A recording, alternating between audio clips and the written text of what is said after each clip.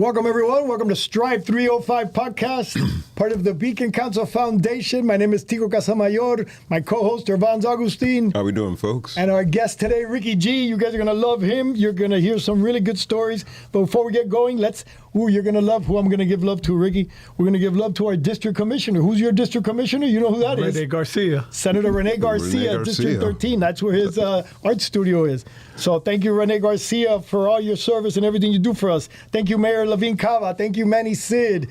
Thank you, we said Beacon Council. Thank you, Wells Fargo. That's right. You got to thank the people with the money. Those are the people that keep our website up and running. I'll tell you what that's about now, Ricky G. And of course, we got to thank our boys, Grant Miller, Michael Miller, Community News for the studio, for the podcast, for giving us the best producer in the house. Anthony. Sorry to all the other producers. I'm just kidding, Emily, and all you others are great too. No, when you walk out, they smack you if they hear you say stuff like that. Okay, let's get going. We have a sponsor with us today as well. Yes. All right, so let's do our sponsor first, and then that way we can hang with Ricky. We got Eco Innovation Services. Eco Innovation Services. Yes. I still don't understand how this works, so I'm going to bring Dan, the man of the product. Dan, come in here because you're going to explain this to our people. It's science. It's science, exactly. But I'm not the brain here in the family here. That's you. Eco Innovation Services. Tell us about this. All right. So Eco Innovation Services. Eco Innovation Services is a company that is dedicated to eco-friendly products. We try to sanitize and clean with ozonated water. We have our ozone generators. You're looking at a portable one at the moment, but we have something bigger that can go all the way to the industrial size. And then we supply that with a nanotechnology surface protectant that can shield surfaces up to 30 days and keep them all clean and sanitized. And you do all this with like just regular tap water, and it's the process that you guys use? Exactly. So the ozone water is just tap water. You just fill in the bottle or fill in the generator, and that's just tap water or filtered water, nothing to it. And then what it does, it injects a molecule of oxygen, so that's what gives it the power. That's awesome, man. Just this little device here? Just that little device. I can purchase this for my home if I got babies, pets, and things to clean? Yes, definitely. That's awesome. So it gives it the molecule? Yep. And that molecule does what to the water? It gives it that power to sanitize and So it'll sanitize, disinfect, and clean, and it'll last for about?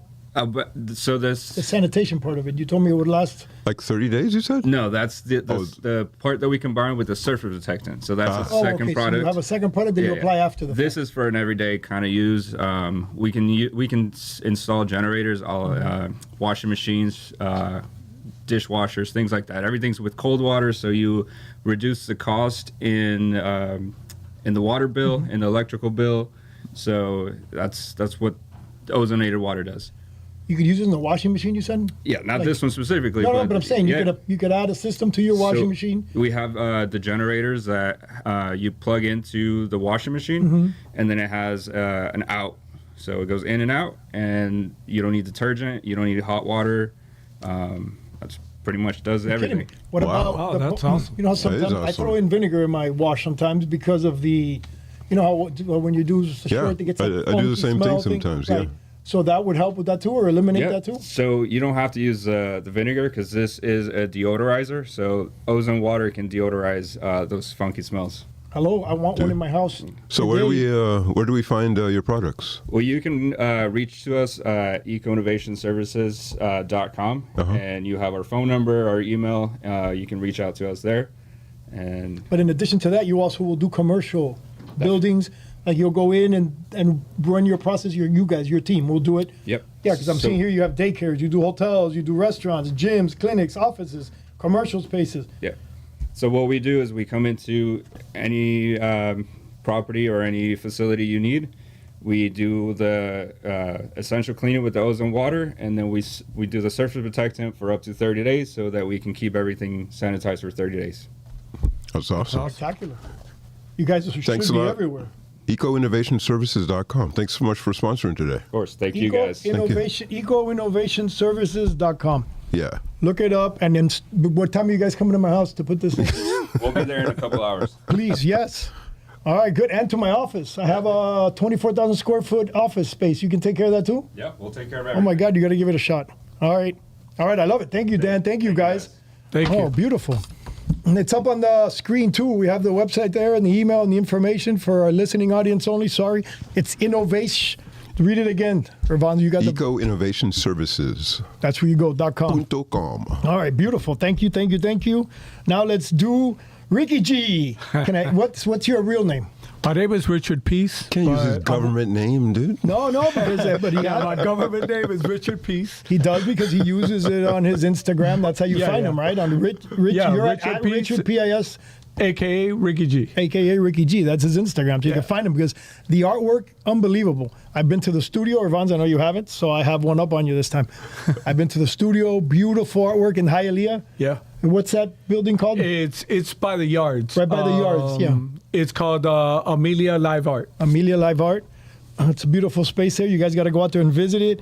He has, but the story is what I want you to hear, Irvans. Irvans does all the what do you call big hitting questions and all the smart questions, and I'll pepper mine in every once in a while.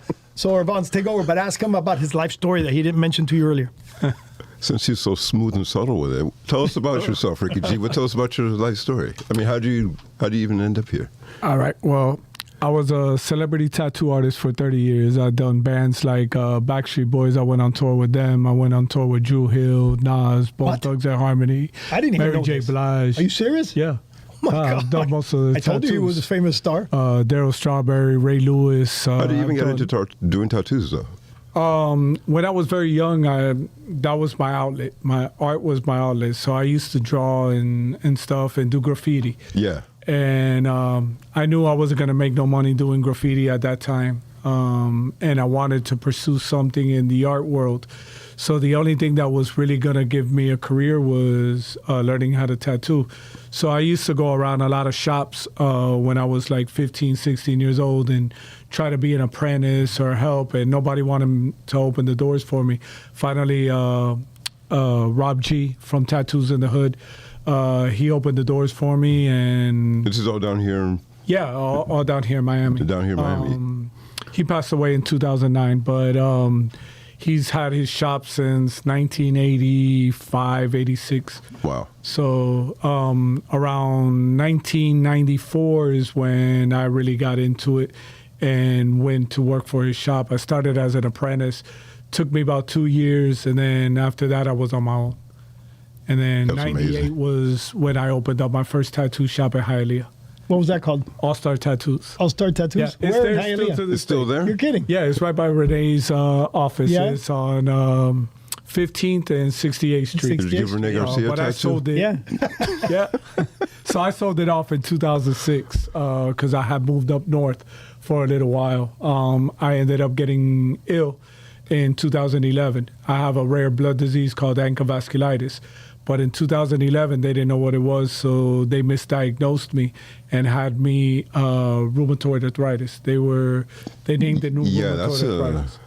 that's a big misdiagnosis. Yeah, so they tested me for lupus. They tested me for rheumatoid arthritis, so many things, and I wouldn't check off any of the boxes. I wouldn't pass any of the tests because I didn't have that, obviously. Yeah. But in order to medicate me, what the doctors were telling me, in order to medicate me, they had to name it something.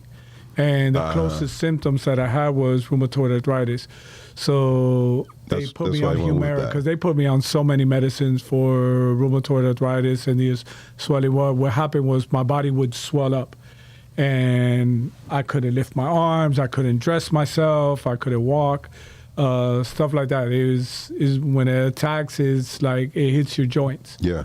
And they didn't know what it was, but the closest was rheumatoid. So they started treating me with Humira, and it was helping at first, but then I guess my body took used to it, and it was really hurting my body.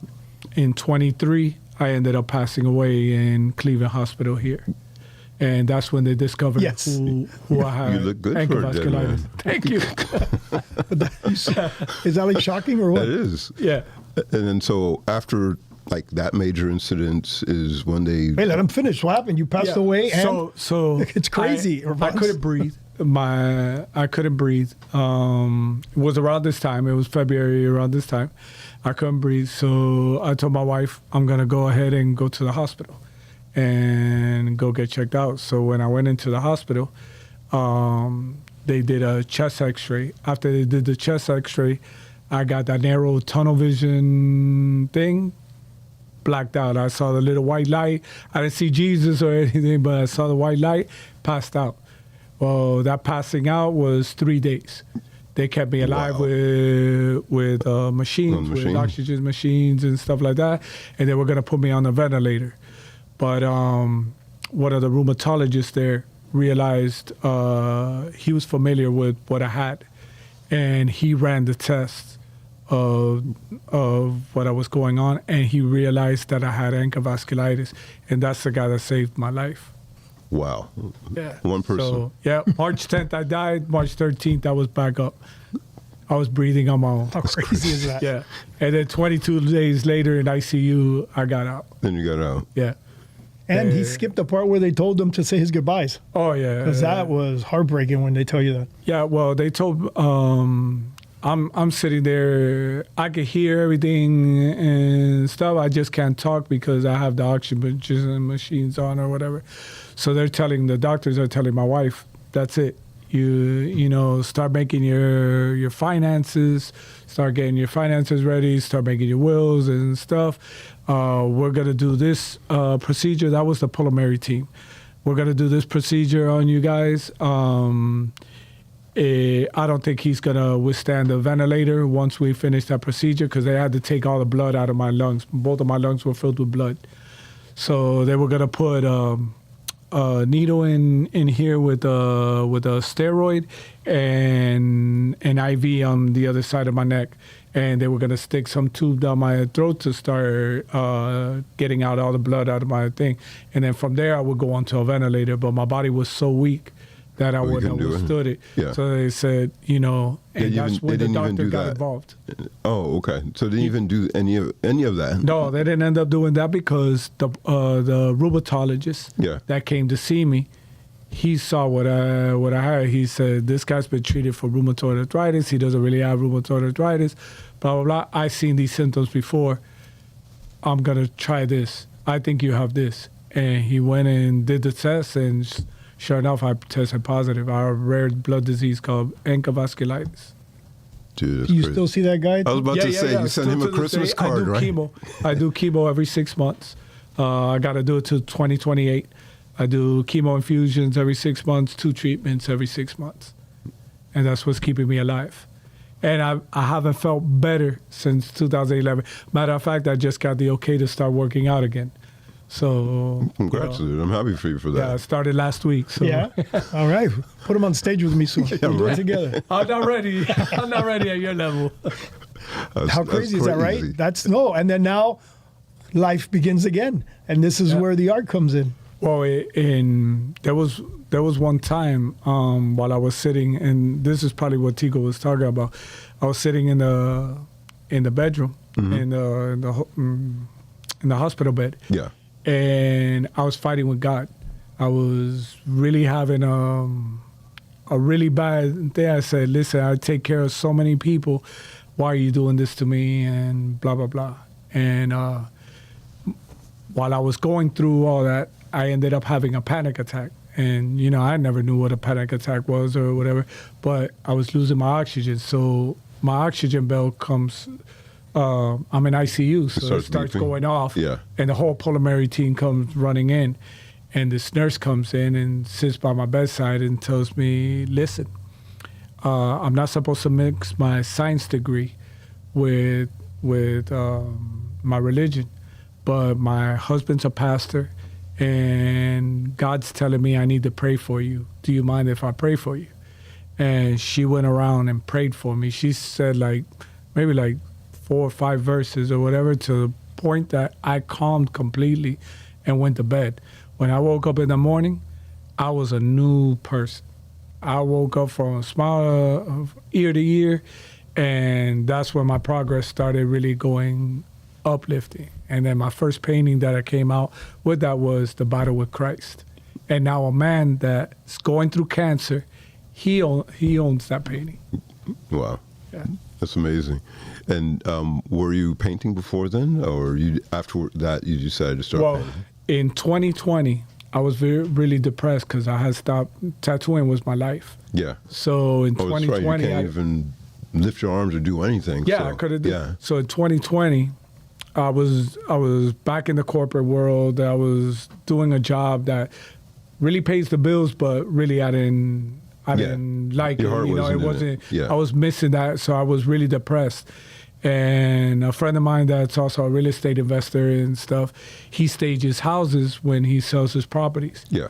And he comes to me and says, Ricky, I know you've been depressed and stuff because you ain't doing your art, but why don't you do a couple paintings for me? I got a couple ideas of what I want you to do for some of my houses. I want you to stage them. I said, but I don't paint. I've never painted. You had never painted before then? Not like fine art. Yeah. I've done like street art. Just sketches stuff. and graffiti, but you never had...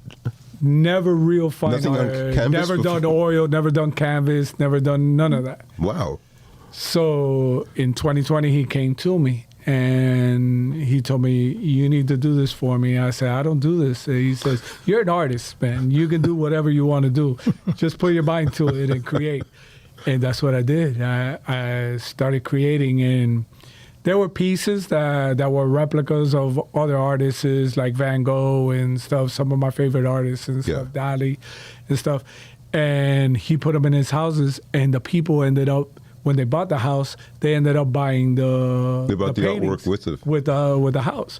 So I ended up getting paid. I said, "Wait a minute, this sounds good." You're like, "Can I get that back?" And like, "No, they bought it." And you're like, "What?" So then I started doing art walks and stuff. I started Hollywood. I would do the Mass District art walk. I would do Wellington, West Palm. I did Wynwood.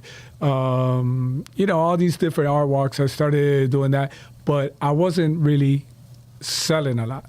I would sell here and there because they were copies. The art didn't have any type of soul to it. Right. So it wasn't. So they weren't your original pieces. You just were doing replicas of other stuff. Doing replicas of other stuff, or like Alec Monopoly. Everybody likes, the little Monopoly guy or whatever. So I started doing art that like is catchy, it's popping, but it's nothing out of this world. Yeah. It wasn't until 23 when I passed away. Yeah. That's when it hit me, while I was fighting those 22 days after I came out of that lady, the lady helped me or whatever.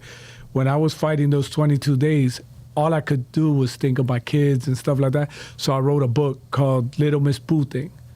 And Little Miss what? Little Miss Boo Thing. Little Miss Boo Thing. Yeah. So that book was empowering young little girls. Right? And then it was basically the story about my daughter, how I raised my daughter, how, don't be dependent on a man, don't do this, don't do that, and, believe in yourself, and you can achieve anything anybody else can achieve. Don't let them tell you otherwise because you're a woman or a little girl or whatever. So I did all the illustrations in those books. And that's what started. And all those off. were original for. Yeah, all original artwork, my own. It was basically my daughter with a heart. I started with these little hearts and stuff. And everything was about love and put a little bit of kindness back in the world. From there, I did Little Boy Blue. And that was the story of my son. And then I incorporated both of them together. And then I started doing the artwork, for people. People started buying because they related to the little girl or they related to the little boy. And I was like, okay, now I'm onto something. And then I did the big paintings. I started doing the big paintings, which based on the books? Huh? Not based on the books, but based on everything that I was doing, like doing something out of a playoff from Van Gogh's story, because Van Gogh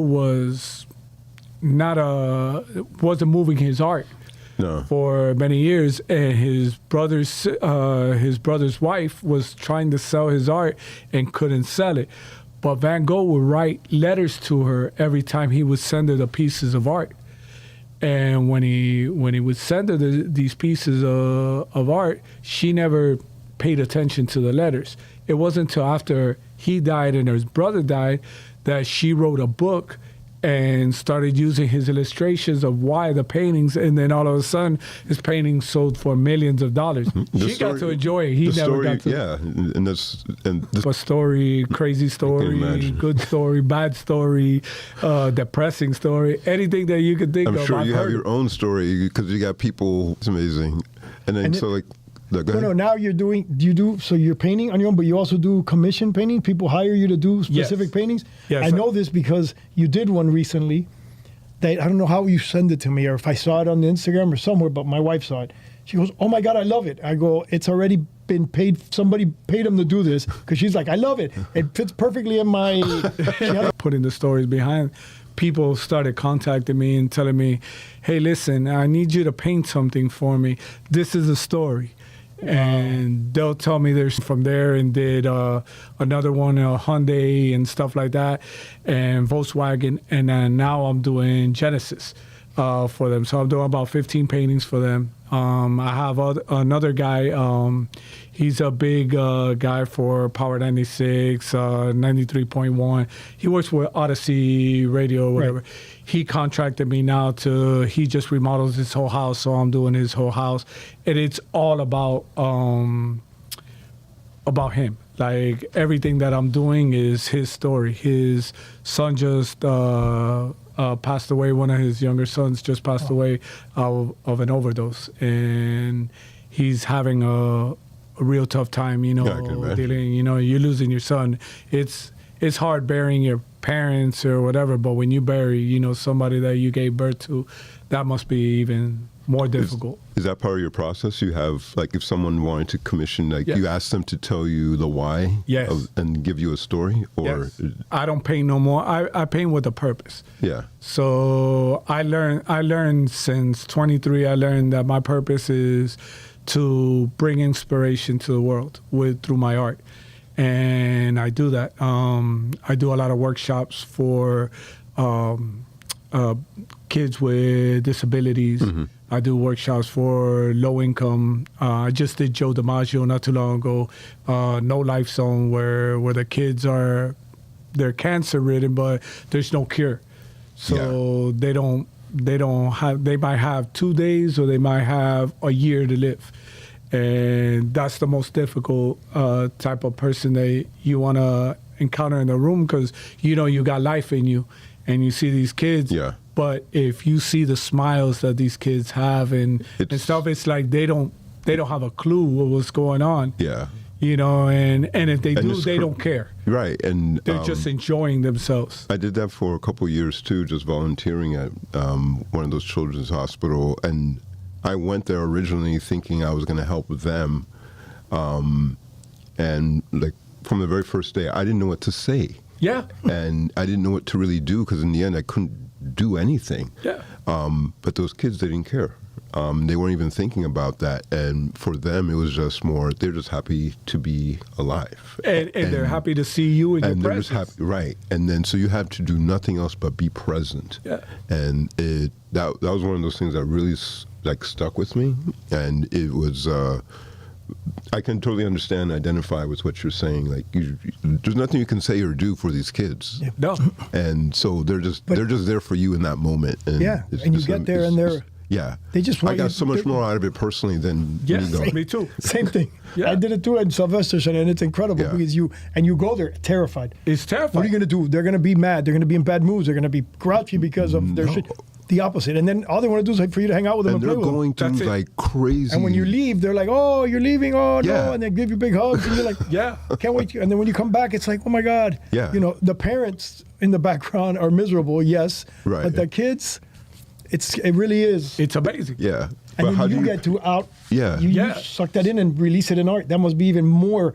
Yeah, I was going to ask, how do you decide what you're painting for those kids? Well, I'll tell you what happened. The week prior for me doing, I found out that I was doing like a month before, but a week prior, before I had to do the event, because you got to take everything. You're doing a whole workshop for these kids. Oh, so you just bring you bring the materials they have with the you. facility, but Yeah. you bring all the materials and stuff, and they give you guidelines.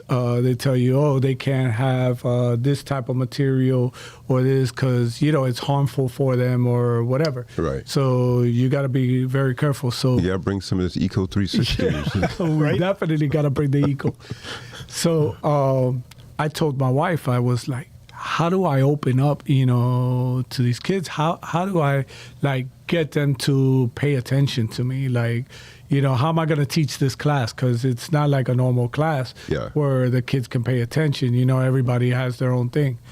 So when I told my wife, she's like, just be yourself. Don't worry about it. Just be yourself. And I was nervous. And when I get there, it was like everything went at ease because the kids themselves, they were just so emotional to paint. Yeah. They weren't listening to what I wanted to paint. They were going and painting, and then they would ask me questions. And the funny thing is, the 5 people, there was 25 kids in total, but the first 5 people, they painted a heart inside their painting. Well, that told me God was in the room. Yeah. Because every painting that I paint from 23 on has an Easter egg in it, which is a heart. Yeah.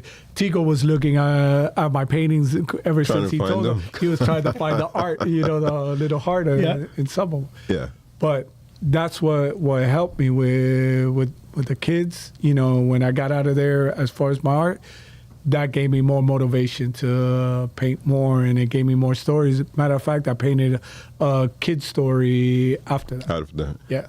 I have one last question for me. My daughter's an artist. My oldest daughter's an artist. What's your advice for an artist starting out? Just in general, creating art, or even just being in the business of art? If you had to tell your kids, if they wanted to decide to be an artist, what would you tell them? Pay with your heart. Pay with your heart, and really focus on what's you, because that's what sets you apart from other artists. Artists are out there, they're painting beautiful pictures, but they have no soul behind it. So the people can't really relate to the piece. If you bring your soul, believe me, it'll resonate. Whether it's just color thrown, that's why you see people, oh, how did they pay $1 million for all those dots? It's just colored dots. Yeah. But it's the story behind those dots and how those dots got there. Yeah. And you can tell the difference too. Yeah. Yeah. You can feel the energy in the color and so forth, and you can see it, that it really resonates. Where if you're doing just a pretty picture, you're basically a copy machine. And same thing with tattooing. What sets you differently from other tattooers is your style of art. If you go out there to copycat and do beautiful pieces that are like a photograph, it has no meaning behind it. That's a picture, but you can take a picture and put that on your wall. Why would you put that on your skin? The whole relationship with the tattoo is bonding with the artist.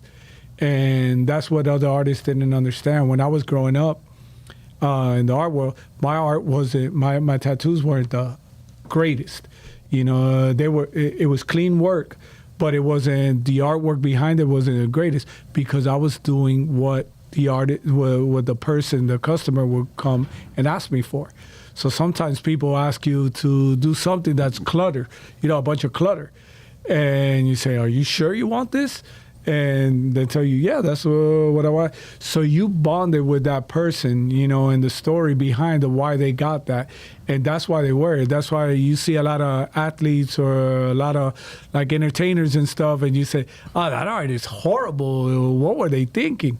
It wasn't. It was the time where they were at that moment. At that moment. Like Drew Hill, they would get tattoos in every city that they were. Oh, I didn't know that. While they were on tour. Yeah.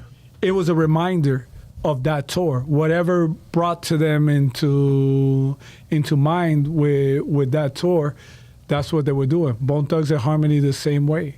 Crazy Bone has a lot of work on him from us. And it was basically stuff that happened in his moments in those cities that we were at. And that's why you would travel. I always wondered, like, why would you travel with a tattoo artist?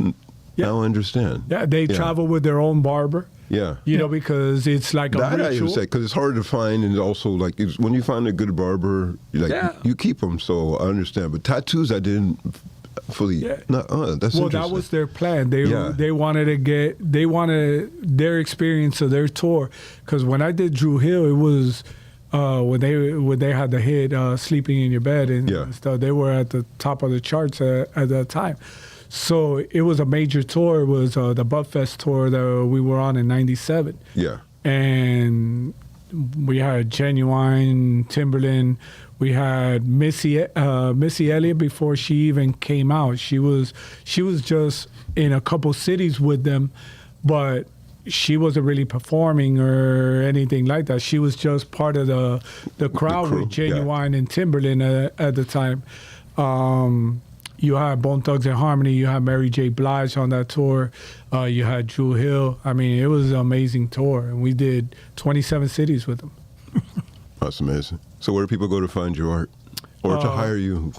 Well, they could go either to Richard Peace, a.k.a. Ricky G, at Instagram, or they could go to artbyrickyg.com. Art by Ricky G. Pretty cool, right? I told you you were going to like him. And it's funny because on Friday, I meet this guy, name is Alex, but he goes by Shady. Mm-hmm. And he tells me, and he's a DJ. He's actually a DJ, and he also does art, but then he does what I do, printing, promotional items. Yeah. So I go, I have a commercial print shop, but that promotion items, I could always use help with. And he starts showing me all his stuff, and he pulls out this logo right here. Oh, he's the one that made that hat? This is his ad. This is his. So he told me this was his logo. Something happened, life-changing. We got to bring him on the show now. Now you got me motivated, and for you to meet him. And then now his logo changed. So this was his old one. Now he's got a circle. I wish I would have brought it. I have the business card, but I left it. That's his old logo? This is his old Shady logo. Now he's got a circle. It's a smile, but it's super cool, artistic as well. And funny enough, who knows if you've worked on them, because sleeves, covered in art, covered in tats. Wow. And the whole thing, super cool guy, super cool looking guy too. And I told him, I'm going to wear it because I have an artist coming instead of my logo. Do you have any tattoos? Me, no, I don't. But if I ever got one, I actually thought about it many times, but I didn't have anything that moved me enough to get it. I have no problems with it. It's a commitment. I tell this to everybody. It's not for everybody, and it's a commitment. It's like getting into a marriage. If you get a tattoo, you got to see it for the rest of your life. So unless you put it on your back. Yeah, even in your back. I guess you go turn in the mirror and then you get you get self-conscious sometimes. You go to the pool or something, you take off that shirt, you're showing whatever you got. If you got a little Mickey Mouse tattoo in your back and you're a 50-year-old man. Yeah, right. It started off as a rose. Now you got a whole rose bush on your back. Maybe I should have done something different. Yeah. Okay, my last thing is you do a lot for the community now. That's how I met him. That's how I see you. Always giving back to the community. Why? Why how does that resonate to your art? What role do you think that plays in the community? Well, I have why is that so important to you? I have a lot of different charities I like to get involved with. I do a lot with the homeless because at a very young, when I was very little, I was like 6 years old, we lost our home. And it was some problems that our family had or whatever. And the sheriff came and put that padlock on the door and threw all the stuff out in our front lawn. And, I was playing in my friend's yard, in the backyard. And my brother came and got me and took me into the car. And then I didn't know where I was going. Next thing you know, I'm at some stranger's house because I had never met these people before, but they were friends of my dad or whatever.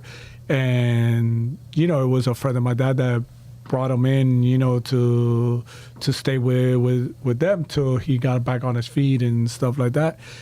And it was really challenging for me to understand. So that trauma, you know, of almost being homeless, I could have been in the street, that could have been, and many people nowadays with the economy, they're one paycheck away from the street. Yeah. When I did this last event in downtown, I spoke to a couple ladies. They were only 2 and 3 days in the street. That means they just got on the street. Yeah. Because I saw her with her little dog and, you know, and stuff. I said, you look like a person that's been homeless for a long time. She said, no, I've only been homeless 2 days. Wow. And, you know, it's really tough out there in the economy and stuff.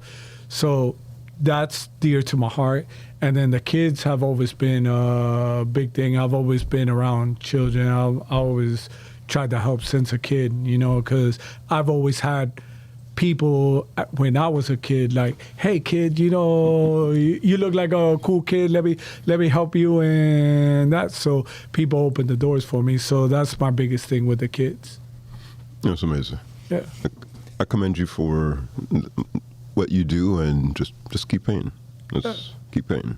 God put me here for a reason. He kept me here. So I got a second chance to make everything, you know, and go out with the real story. Because one thing I learned when I was sitting there in the bed dying, that's it.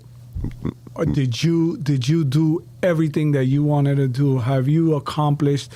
And I'm not meaning accolades. I mean, like, have you really made a difference? You know, in your community, have you done things for your family that you could have wanted to or done, or have you taken that vacation that you wanted to? We're trying to wait for the right time, because there is no right time. There is no right time. As I say on this eco thing, because there is no planet B. There is no plan B either. So, you know, just it's the only shot you got. That's it. I can appreciate that. Well, we ran out of time a long time ago, but I couldn't stop. I couldn't stop Ricky G from talking because this is too beautiful. There you go, everybody. It's great meeting you. Ricky G, It's a pleasure meeting you. Stripe 305. I know we're all about the business, but this is right here a businessman himself. And you see where he comes from. He comes from love. That's the important thing. I got to go. Anthony, get me out of here.